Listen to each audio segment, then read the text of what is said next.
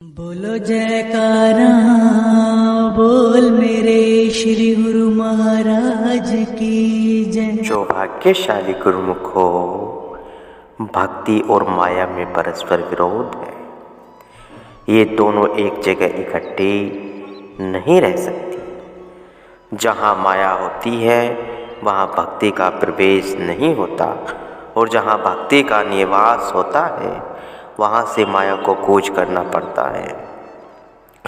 यह कुदरती नियम है, क्योंकि जैसे रोशनी और अंधकार दोनों इकट्ठे नहीं रह सकते, ऐसे ही भक्ति और माया भी इकट्ठी नहीं रह सकती। माया अंधकार है और भक्ति सूर्य है। इन दोनों का मिलकर रहना असंभव है। माया क्या है? इसका संक्षिप्त उत्तर यह है कि जो तुम्हें भगवान की ओर से विमुख रखे वही माया है। यद्यपि इस माया का वास्तविक स्वरूप कुछ भी नहीं है, यह केवल भ्रम है और जीव की अपनी ही छाया है। इसके सिवाय इसकी हैसियत कुछ भी नहीं है, परंतु फिर भी इसने अपना जाल इस कदर मजबूती के साथ संसार में बिछा रखा है कि जीव बेचारे को इससे छूटना कठिन हो गया है। मोर तोर की जेवरी वट वाधा संसार, दास कबीरा क्यों बंधे जाके नाम आधार। श्री कबीर साहिब जी कह रहे हैं, संतों का वचन है कि माया केवल भ्रम, वहम, अज्ञान और भूल का नाम है। ये सब नाम माया के हैं जिनका वास्तव में कुछ भी स्वरूप नहीं है। भूल और भ्रम का नाम माया है, अज्ञान और वहम का नाम माया है। जो हम कुछ भी न और भाषे सही उसको अज्ञान कहते हैं। इसी अज्ञान और वहम के जाल में पड़ा हुआ जीव अपने स्वरूप से बेखबर हो रहा है और अपनी ही छाया को देख देख पड़ा भय मानता है। जैसे किसी शीश महल में एक कुत्ता जा निकला था। वह जिधर देखता था कुत्ते ही कुत्ते दिखाई देते थे। वह उन कुत्तों को देखकर भौंकने लगा। उसके भौंकने की आवाज़ से सारा शीश महल गूंज उठा और वह भौंकते भौंकते वहीं मर गया। ऐसे ही इस मोर तोर की बेसमझी ने मनुष्य को परेशान कर रखा है। इस मोर तोर के बंधन को काटना ही माया से छुटकारा पाना है। यह संसार क्या है? केवल कल्पना और ख्याल है। संसार और खुशी भी नहीं है। यह जो कुछ भी भासता है सब कल्पना मात्र है और मनुष्य के अपने ही मन की उपज है।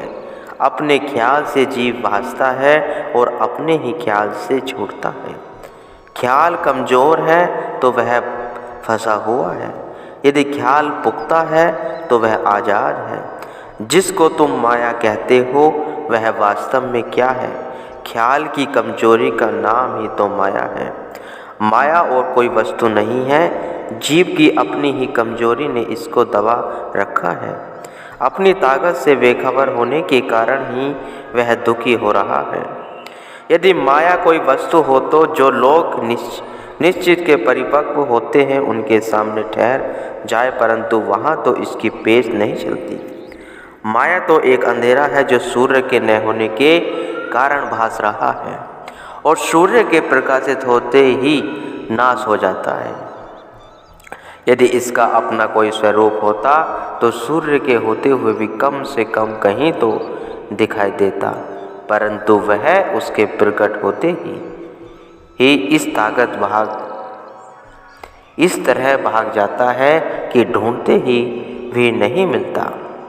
ऐसे ही माया का भी कोई वास्तविक स्वरूप नहीं, वह केवल भ्रम है और इसी भ्रम जाल में जकड़ा हुआ जीव अपने स्वरूप को भूला बैठा है और नाहक भयभीत हो रहा है।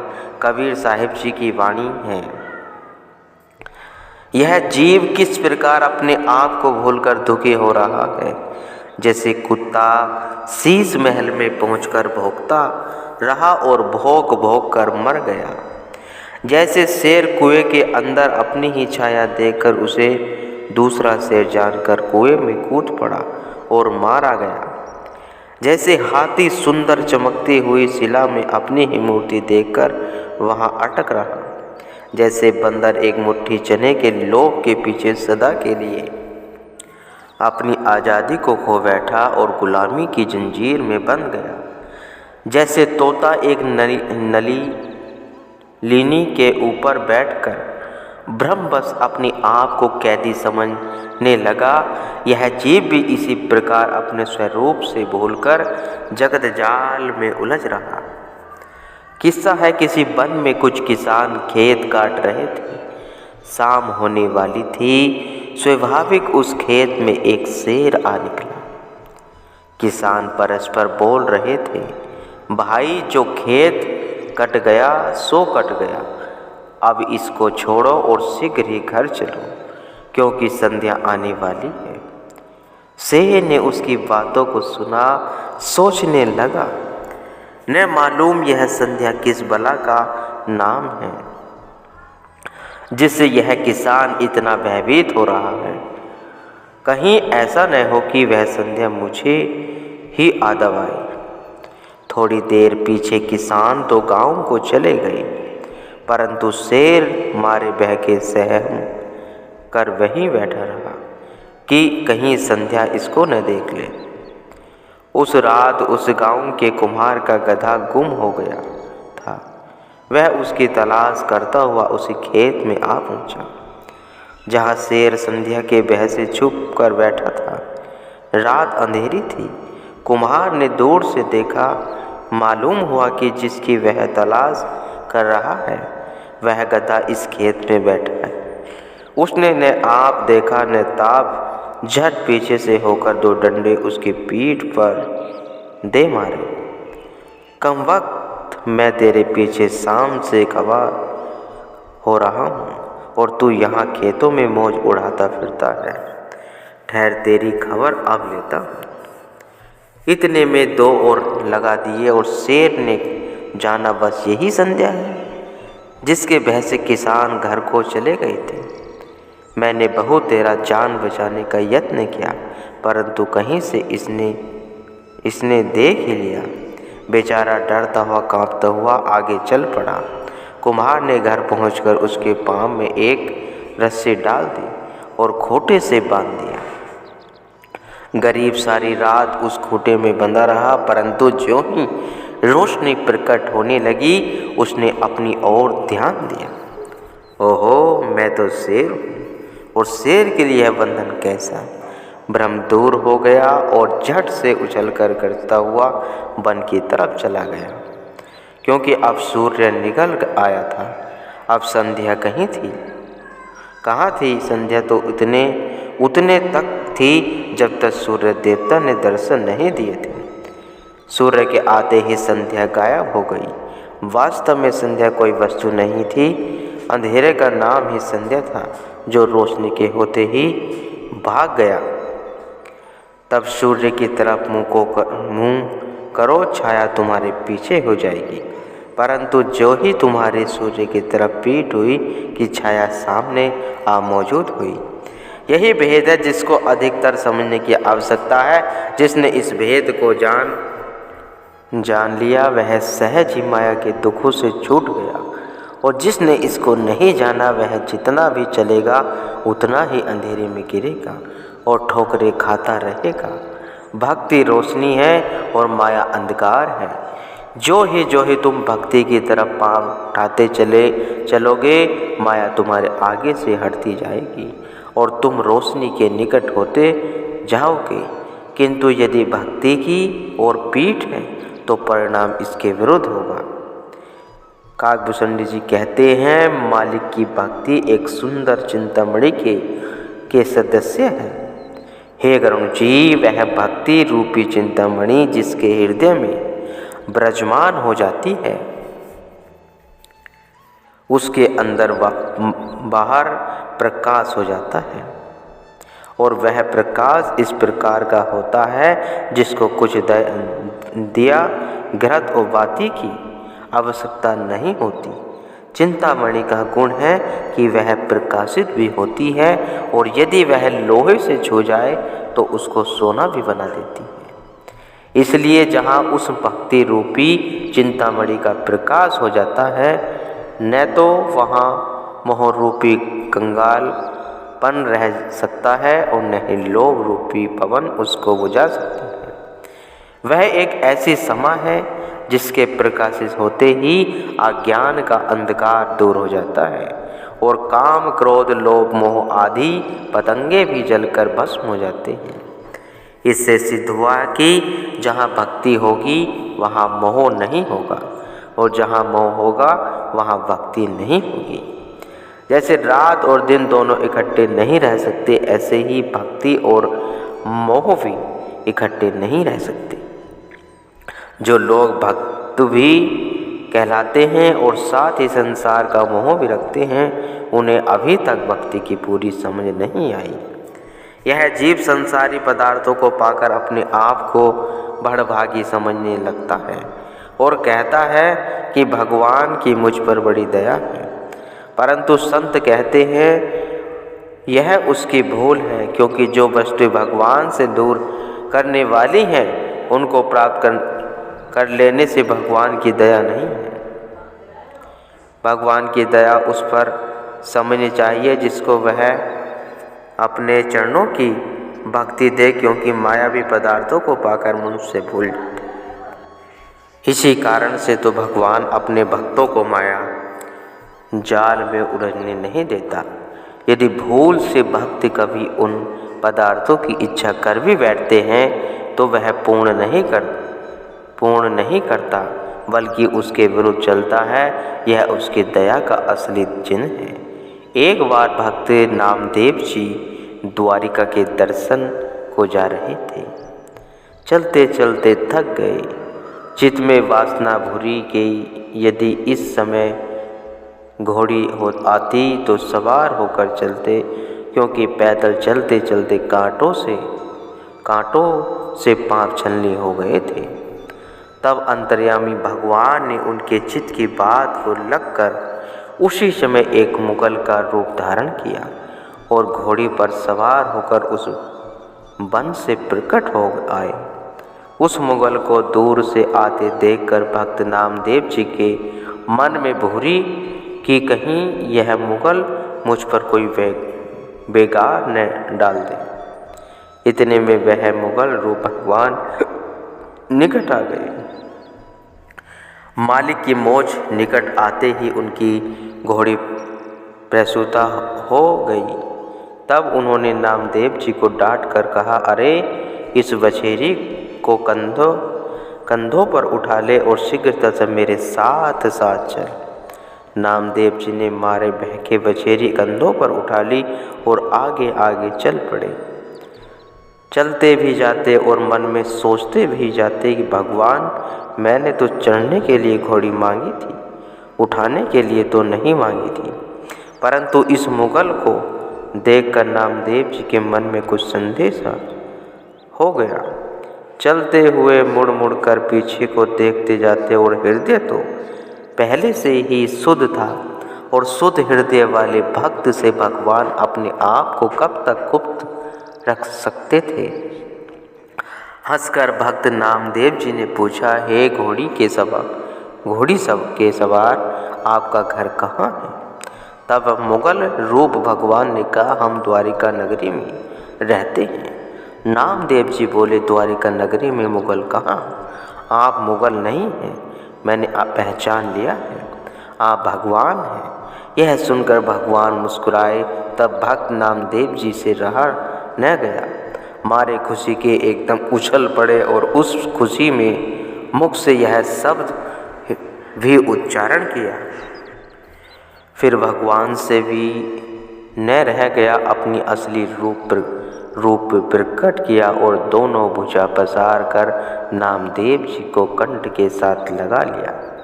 भगवान के हृदय के साथ लगते ही नामदेव जी के संपूर्ण दुख दूर हो गए और फिर ऐसी ही दशा के अंदर भगवान अंतर्ध्यान हो गए। जोन चाल संसार की तोन साध की नाही, दंप चाल करनी करे, साध कहो मत नाही। भक्तों का मार्ग भाना मानने का मार्ग, उसमें हर प्रकार की नरमी, सत्य और दुख सुख को सहन करना पड़ता है। जो लोग गुरु की शरण में पहुंचकर उनसे सांसारिक वस्तुओं की इच्छा रखते हैं, वे भक्ति के मार्ग में अभी अनजान हैं, क्योंकि गुरु और शिष्य का संबंध भक्ति का है। गुरु की शरण में मनुष्य संसारिक वस्तुओं की खातिर नहीं जाता, बल्कि उसका प्रयोजन भक्ति को पाना होता है। इसलिए गुरु से जब कभी भी कुछ मांगना चाहिए, भक्ति और सेवा का दान मांगना चाहिए। भक्ति दान मोहि दीजिए, गुरु देवन के देव, और कछु न चाहिए, निस दिन तुम्हारी सेव। श्री कबीर साहिब जी कह रहे हैं, एक तरफ भगवान है और दूसरी तरफ माया है। मार्ग दोनों खुले पड़े हैं, जो जिस पर चलना चाहे उसे अख्तियार है, परंतु परिणाम दोनों का पृथक पृथक है। माया का मार्ग दुखदायी है और भगवान का मार्ग सुखदायी है। यद्यपि वह पहले कुछ ही बिखड़ा मालूम होता, परंतु अंत तो भगवान का मार्ग है। भगवान के मिल जाने पर फिर कौन सा सुख है जो उसको नहीं मिल जाएगी। केवल जरा धीरज के काम लेने की जरूरत है। मायावी समाज चाहे जिस कदर भी प्राप्त हो जाए, अंत उसका इनका परिणाम तो कुछ भी नहीं है। वे अंत तो अनित्य पदार्थ ही, जो अंतिम समय अपनी अनित्य को सिद्ध कर दिखाते हैं। परलोक की बात तो आगे रही, इस लोक में भी जय भक्तों की ही होती है। प्रमाण मौजूद है, विभीषण और रावण दोनों सगे भाई थे। रावण के पास संसार भर की संपत्ति थी और विभीषण के पास केवल एक भगवान की भक्ति थी, परंतु सफलता तो विभीषण की ही हुई। यद्यपि रावण संसार भर में महाशक्तिमान था, परंतु उसके जीवन का परिणाम कैसा दुखदायक हुआ कि लोग उसे आज तक घृणा की दृष्टि से देखते चले आते हैं। दशहरे के दिनों में उसको आग लगाकर प्रसन्न होते हैं, मिठाइयाँ खाते हैं, प्रसाद बांटते हैं। यह मायावी जीवन का परिणाम है। परंतु विरुद्ध इसके भक्तों को इतना आदर की दृष्टि से देखा जाता है, जहाँ तक कि उनको संसार से आलोप हुए सैकड़ों हजारों वर्ष हो चुके हैं, परंतु अब तक उनकी भक्ति के झंडे संसार में लहरा रहे हैं। लोग उनकी कथाएं सुनकर सुख मनाते हैं और होना भी ऐसा ही चाहिए, क्योंकि जब भगवान की को भक्ति प्यारी है तो फिर भक्तों की कीर्ति संसार को क्यों न प्यारी लगे। यह भक्ति का अपना गुण है।